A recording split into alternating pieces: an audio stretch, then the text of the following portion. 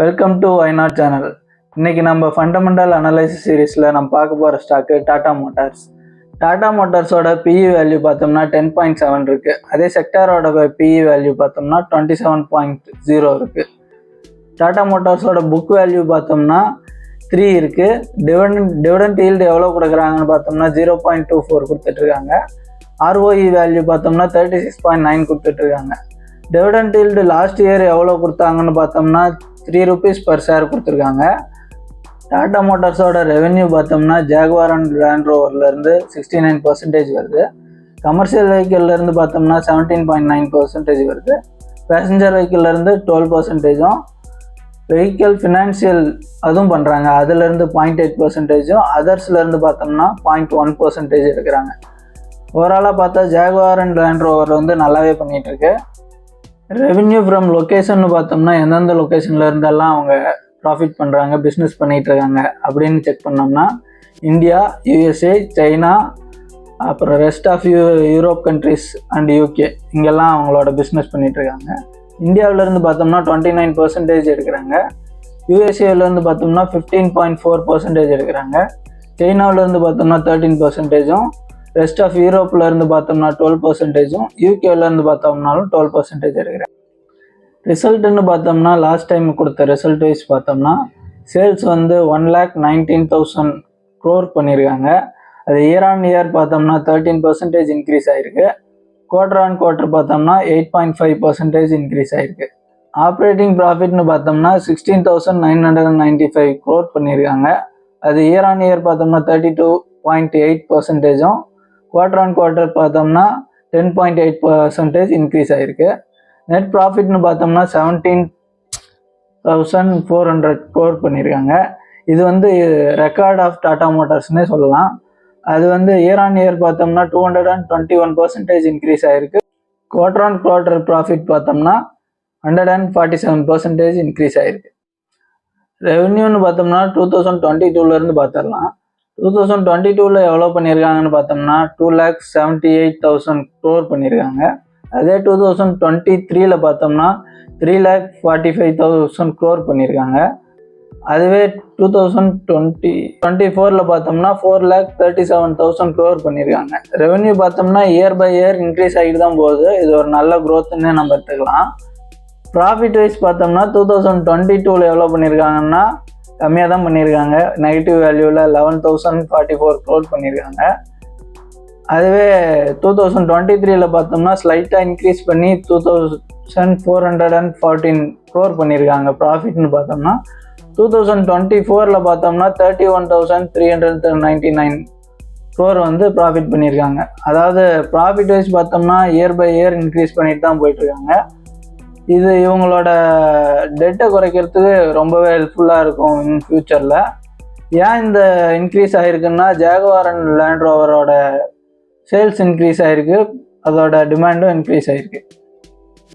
டெட்டுன்னு பார்த்தோம்னா 2023 1,39,000 crore டெட்டாக வச்சுருந்தாங்க. அதுவே 2023 பார்த்தோம்னா 1,25,000 crore வச்சுருக்காங்க. 2024 பார்த்தோம்னா 98,500 crore வச்சுருக்காங்க. இது இயர் பை இயர் பார்த்தோம்னா குறைஞ்சிட்டு தான் போயிட்டுருக்கு. ப்ராஃபிட் இன்க்ரீஸ் ஆகிட்டே போயிட்டுருக்கு. ஃப்யூச்சர் இந்த ஸ்டாக்கோட ஃப்யூச்சர்னு பார்த்தோம்னா நல்லாவே இருக்குது. ஹோல்டிங்ஸ்னு பார்த்தோம்னா ப்ரொமோட்டர் ஹோல்டிங்ஸ் வந்து 2024 46.3% வச்சுருக்காங்க. இயர் ஆன் இயரில் 0.03% குறைச்சிருக்காங்க. Quarter on குவார்ட்டரில் 0.01% குறைச்சிருக்காங்க. இது 0.03%ங்கிறது அவ்வளோ பெரிய வேல்யூலாம் இல்லை. ஸோ ப்ரொமோட்டர் ஹோல்டிங்கில் சேஞ்ச் ஆகுது, அவ்வளோவா ஒன்றும் இல்லை. ப்ளட்ஜ் எவ்வளோ பண்ணியிருக்காங்கன்னு பார்த்தா எதுவும் ப்ளட்ஜ் பண்ணல. ஃபாரின் இன்வெஸ்டரோட ஹோல்டிங்னு பார்த்தோம்னா 19.26% இருக்குது. இயர் ஆன் இயர் பார்த்தோம்னா 2% இன்க்ரீஸ் பண்ணியிருக்காங்க. குவார்டர் ஆன் குவார்ட்டர் பார்த்தோம்னா 0.5% இன்க்ரீஸ் பண்ணியிருக்காங்க. ஃபாரின் இன்வெஸ்டர் ஹோல்டிங்னு பார்த்தோம்னா நல்லா தான் இருக்குது. அதுவே டொமஸ்டிக் இன்வெஸ்டர் ஹோல்டிங்னு பார்த்தோம்னா 15.14% வச்சுருக்காங்க. இயர் ஆன் இயர் பார்த்தோம்னா 1.6% குறைச்சிருக்காங்க. குவார்டர் ஆன் குவார்ட்டர் பார்த்தோம்னா 1.1% குறைச்சிருக்காங்க. இது டொமஸ்டிக் இன்வெஸ்டர் பார்த்தோம்னா குறைச்சிட்டு தான் போயிட்டுருக்காங்க. ரீட்டைல் இன்வெஸ்டர்னு பார்த்தோம்னா 13.4% ஹோல்டு பண்ணிட்டு இருக்காங்க. இயர் ஆன் இயர் பார்த்தோம்னா 0.8% குறைச்சிருக்காங்க. குவார்டர் ஆன் குவார்டர் பார்த்தோம்னா 0.6% இன்க்ரீஸ் பண்ணியிருக்காங்க. அதர்ஸ் பார்த்தோம்னா 5.8% ஹோல்டிங்ஸில் வச்சுருக்காங்க. இயர் ஆன் இயரில் பார்த்தோம்னா எந்த ஒரு சேஞ்சும் இல்லை. குவார்டர் ஆன் குவார்ட்டரில் பார்த்தோம்னா 0.02% குறைச்சிருக்காங்க. டாடா மோட்டார்ஸுக்கு அதோட காம்படிட்டரோட கம்பேர் பண்ணி பார்த்தோம்னா M&Mஓட கம்பேர் பண்ணலாம், மாருதி சுசுக்கியோட கம்பேர் பண்ணலாம், இந்துஜா மோட்டார்ஸோட கம்பேர் பண்ணலாம். டாடா மோட்டார்ஸோட மார்க்கெட் கேப்னு பார்த்தோம்னா 3,19,000 crore இருக்குது. M&Mஓட மார்க்கெட் கேப்னு பார்த்தோம்னா 3,52,000 crore வச்சுருக்காங்க. மாருதி அண்ட் சுசுகி கேபிட்டல் பார்த்தோம்னா 3,83,000 crore வச்சுருக்காங்க. இந்துஜா மோட்டார்ஸ் வந்து 733 crore வச்சுருக்காங்க. இந்துஜா மோட்டார்ஸ்னு பார்த்தோம்னா அவங்க வந்து வைடாக எந்த ஒரு எதுவும் பண்ணலை. அதனால் நம்ம அதை டாடா மோட்டார்ஸோட கம்பேரே பண்ணக்கூடாது. இவங்க பார்த்தோம்னா பேசஞ்சர் வெஹிக்கிளில் இருக்காங்க, கமர்ஷியல் வெஹிக்கிளில் இருக்காங்க, அதர் வெஹிக்கிள்லையும் இருக்காங்க. அதே இந்துஜா மோட்டார்ஸ் பார்த்தோம்னா only commercial vehicle and bus இந்த மாதிரி தான் பண்ணிகிட்ருக்காங்க.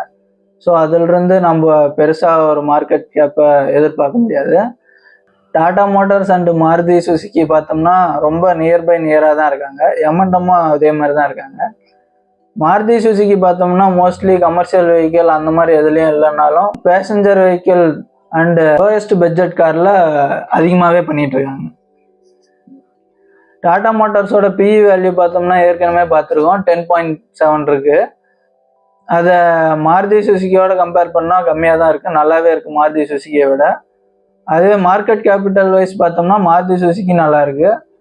Dead to equity ratio wise பார்த்தோம்னா மாருதி சுசுக்கி நல்லா இருக்குது. ROC வேல்யூ பார்த்தோம்னா இந்துஜா மோட்டார்ஸ் நல்லா இருக்குது. ஸோ டாடா மோட்டார்ஸோட PE வேல்யூ வைஸ் பார்த்தோம்னா மற்ற ஸ்டாக்கை விட நல்லாவே இருக்குது. மற்ற ஸ்டாக்கோட PE வேல்யூ பார்த்தோம்னா அதிகமாக இருக்குது. ஸோ டாடா மோட்டார்ஸ் வந்து இன்னும் ஓவர் வேல்யூட் ஆகலைன்னே நம்ம எடுத்துக்கலாம். மற்ற ஸ்டாக்கை கம்பேர் பண்ணுறதுக்கு நம்ம டாடா மோட்டார்ஸே கன்சிடர் பண்ணலாம்.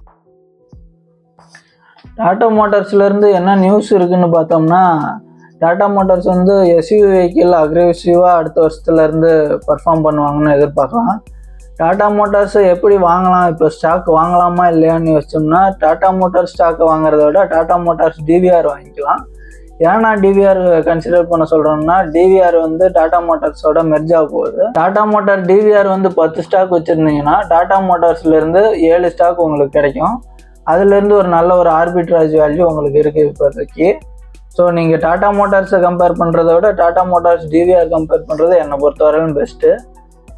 அடுத்த நியூஸ் என்ன பார்த்தோம்னா டாடா மோட்டார்ஸ் பேசஞ்சர் வெஹிக்கிளும் டாடா மோட்டார்ஸ் கமர்ஷியல் வெஹிக்கிளும் தனித்தனியாக லிஸ்ட் ஆக போகுது.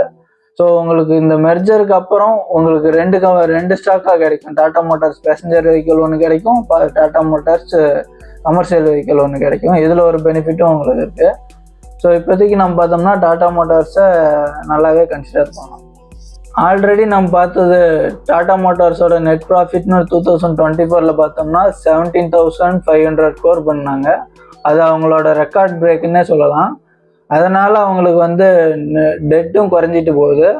அவங்க வந்து என்ன சொல்கிறாங்கன்னா 2025 பார்த்தோம்னா கம்ப்ளீட்டாக 0 டெட்டாக பண்ணிடுவோம், டெட் ஃப்ரீ கம்பெனியாக அனௌன்ஸ் பண்ணுவோம்னு சொல்லியிருக்காங்க. இன்றைக்கி நம்ம டாடா மோட்டார்ஸோட ஃபண்டமெண்டல் அனாலிசிஸ் எல்லாம் பார்த்தோம். ஃப்யூச்சரில் நம்ம என்ன ஸ்டாக் பார்க்கலாம் அப்படிங்கிறத நீங்கள் கமெண்டில் சொல்லுங்கள். இந்த மாதிரியான ஸ்டாக் அனாலிசிஸை பற்றி தெரிஞ்சுக்க நம்ம ஒய்நாட் சேனலை சப்ஸ்கிரைப் பண்ணுங்கள், உங்களோட ஃப்ரெண்ட்ஸ் அண்ட் ஃபேமிலிக்கு ஷேர் பண்ணுங்கள்.